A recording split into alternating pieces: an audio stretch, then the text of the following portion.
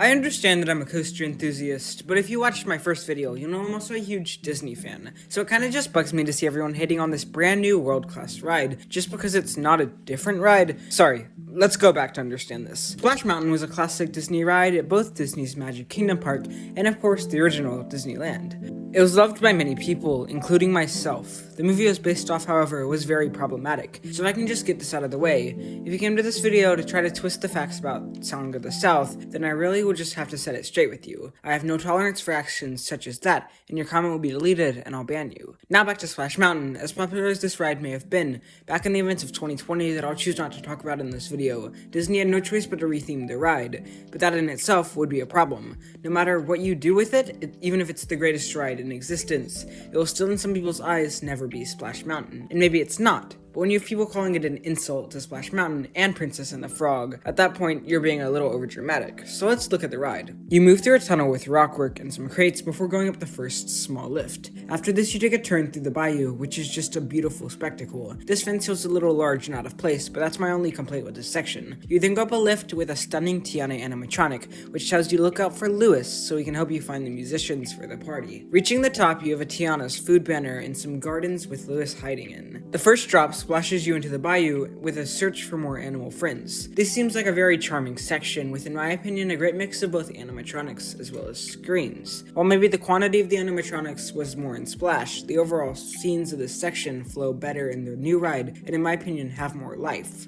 On the second drop, Mama Odie shrinks you down to the size of a frog, which was very unexpected, but I think that will change. I have a really big hatred for some of the screens in this part, but the atmosphere is still there.